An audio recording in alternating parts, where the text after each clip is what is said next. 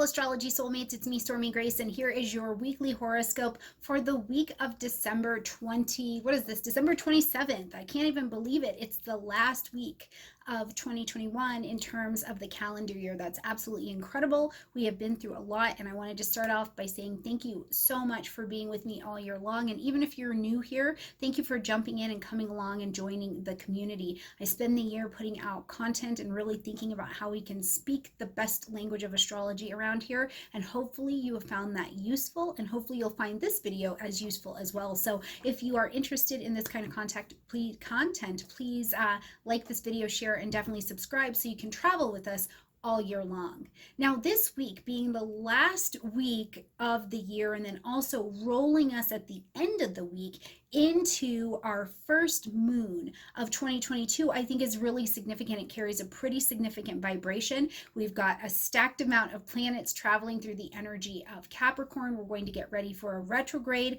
of Mercury in the beginning of January that will also pull that energy back into Capricorn. So there's a lot of Capricorn focus that's put in our face, in our space, and on our table to be dealing with. So let me know how the Venus retrograde in Capricorn is going for you right now, especially after having this experience of Venus and Pluto together in that area. And if you're not sure how to find that in your chart, in the description box down below, there is a link to a video of how to show the transits on your chart. And if you don't have a chart, you can, of course, come and get one from me or go to astro.com.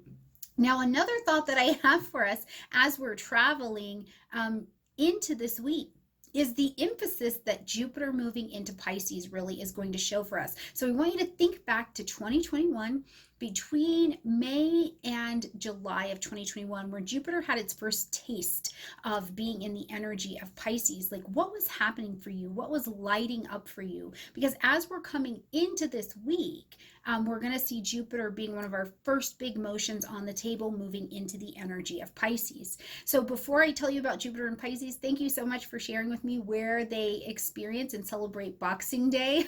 It was really cool to know that it is not just the UK, that there are other countries and other places in the world that celebrate that as well, and you've educated me on that, so thank you very much. Now let's get into it. Jupiter is moving officially for its tour, its one-year tour into the energy of Pisces as we come into this week just on the 28th. And we're going to see Jupiter travel through the energy of Pisces for 2022. But also Jupiter will take a little jump in 2022 into the energy of Aries. So just the way we paid attention to what was happening for us between May and July of 2021, when Jupiter took a step into Pisces, I want you to pay attention to what you're going to see when Jupiter pops just quickly into Aries. But the other thing I'd really like to bring to your attention as Jupiter is making this move is that, for the 2021 year, we really got to see Jupiter in the energy of Aquarius. Okay, and we got to see Jupiter travel not only through Aquarius, but with Saturn there as well, which is a more containing sign. It is a sign ruled by Saturn, even if Saturn was not right there. So it's a more contained kind of energy. And Jupiter wants to expand and get out and get bigger, the big picture, beliefs, faiths, philosophies, ideas, things that are bigger and need a lot of space to expand and step out. And we haven't really been seeing Jupiter be able to do that. It doesn't mean that Jupiter didn't work phenomenal wisdom in the area that it was traveling through this Aquarian energy. But as Jupiter steps here on the 28th into the energy of Pisces, it is a lot more comfortable because Jupiter traditionally rules the energy of Pisces in the first place. So it comes home, home to the space of big thinking and mysticism and ideas and compassion, creativity run to the table, and we'll really get the opportunity to expand out and experience this and experience a new space and place of our beliefs and ideas as well as Jupiter is traveling here. And all of this will begin right as we're coming into the week on the 28th. Okay, so I want you to think about that as you're traveling through your 2022 time frame. Now, if you want to know a little bit more about that Jupiter and Pisces, make sure you also check out your 2022 horoscope that I'll link up above right here. Or if the internet is being crazy, I'll just make sure it's available for you in the playlist. Okay, as we get down to the 29th, we've got a little bit of a busy day.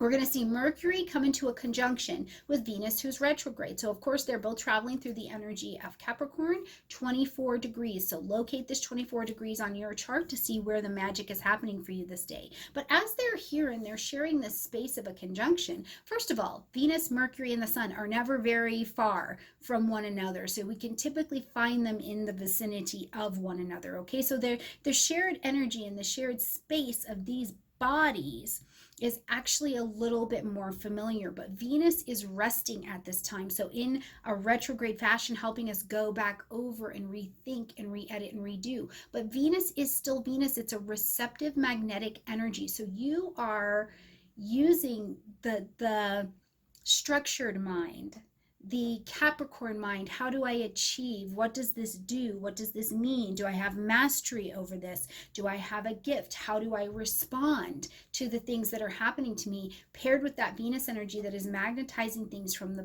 past, magnetizing the question of, does this still have value? Does this skill have value for me? Does this financial decision have value? And we're in a good space of reflection. And what I really want to highlight from this particular aspect for you on this day is how good it can be, depending on how you use it, to practice receiving. We've talked a lot about that in the last few weeks, but it's like a head and a heart decision to be receptive to the people, places, and things in your life, especially the people. It's just after the holiday time too, depending on what holiday you celebrate. I wouldn't be surprised if this doesn't bring something to you where you're receiving something from someone or you're receiving kudos in some way, shape, or form. Now, later in that day, we're going to see Mars in a sextile to Saturn. When the planets have sex, that's good for us because it creates a pocket of opportunity that is not only there and we can take advantage of it, but we intelligently move our feet. We're in action to take advantage of this, okay? Now, this sextile is going to be between Sagittarius and Aquarius energy at 12 degrees. So as we see this sextile happening between fire and air, it is motion. What we want to know is that this is in motion. When air and fire get together, it gets really big, or it can just really try and be contained, and that is a hard use of that particular set of energy. So let's let it get big. You're motivated. Your motivation will be to move forward with ideas, to move forward with concepts, to move forward with beliefs, to broaden your horizon, but it is met with the energy of Saturn, which means it is grounded, it is productive, it is a strong day for you to use your productivity skills to their greatest good. What do you need to get done? Where do you need to connect with people in your life from earlier in the day? What do you need to take out all the trash from your holiday party? What is it that you need to do that allows you to receive but also be in motion and be productive? It's a wonderful energy for that.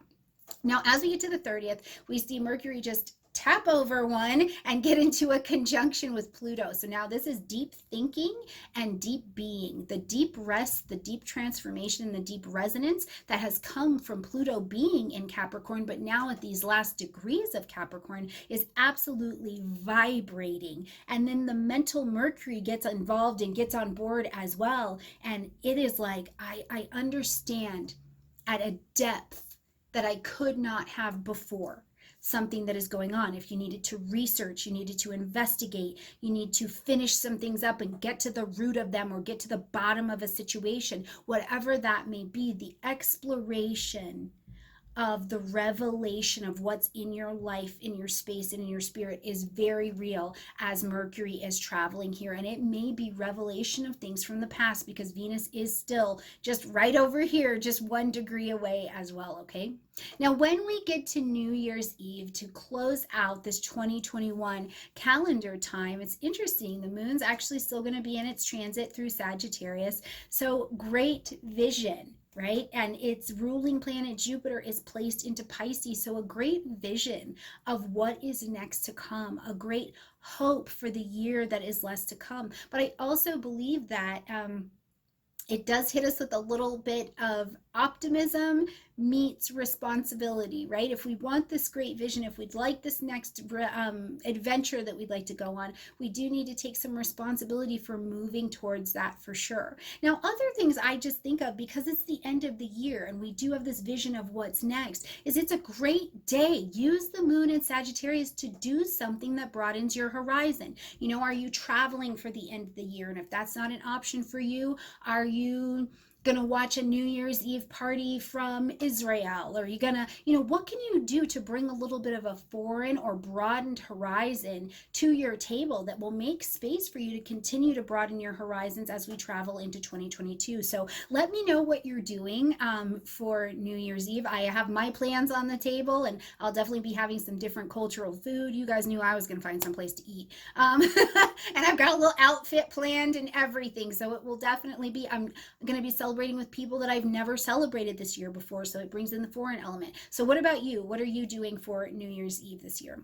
Now, as we get to New Year's Day, the first day coming into 2022, we see the sun in a trine to Uranus, who is still retrograde, and they will meet up at 11 degrees. Okay, now sun trine Uranus. Love this energy. It's exciting. It's different. We've just had expand the horizon energy with the moon, and now our sun is engaged and active and wanting to have a different experience. Get out of our comfort zone. Try something different. Understand that the resources and the skills and the energy that I need and how I have to fuel myself for 2022 is quite different. It's outside of my comfort zone, but there's a willingness, I think, that comes with this. Also, Mercury moves on and comes on into the energy of Aquarius at the end of the day. So it is a day, I think, of movement, but an understanding that 2022 is about a movement forward and then a willingness to retrograde, step back with everything we've experienced. We apply, check it out. Apply, check it out. But there's a great motivation that I think comes with that as well. Now, this will lead us to our first moon of 2022 here on the 2nd, where we've got this new moon happening at Capricorn, in Capricorn at 12 degrees. Now, the new moon says that we need to plant our seeds of intention to begin something new. This is the fresh start of structures, fresh start of taking responsibility, like be a grown-ass person and be responsible for the things we are doing, committing to, putting out and putting in person as we're traveling here in the beginning of 2022. And if you're following me over, if you've joined the inner circle on Astrology Hub, we're going to talk a lot about doing a real life inventory to check your structures and see that they are in place. What do you have going for you, and where do you need to garner some support by the time we get to the full moon happening in Cancer? What do you need to be successful? Where do you have mastery that you have gained over this last 2 years that you are really ready to apply? Now, this moon is also in lovely connection with Uranus. So this again is like, yes, check those structures because we're moving forward in a tangible way, earth sign, differently. So there's a lot going as we are ending this particular year, moving into the beginning of 2022. And again, I caution you to remember that 2022, we are not just whipping and zipping. We're going to go forward. We have to back up. We have to apply something new and back up. It's going to be a year of a dance for sure. So look forward with faith, look forward with hope, grant yourself some grace, and enjoy the optimism that I think the end of the year has available to each of us. Again, you guys, I love you so much. Thank you for traveling with me. If you like my shirt, I wore it last week too. You can check out our friends at Vesta and Jove, and I'll put a link in the description box down below. You can get a little discount. And if you have a business as well that is a small business, please let me know what it is, what you do, and how I can support you as well. So I'm looking forward to it. And we are going to begin just this week as we come to the beginning of the January week with our Kickstarter for year number 2. So get prepared, okay? All right, my beautiful friends, I love you, and I'll see you in 2022.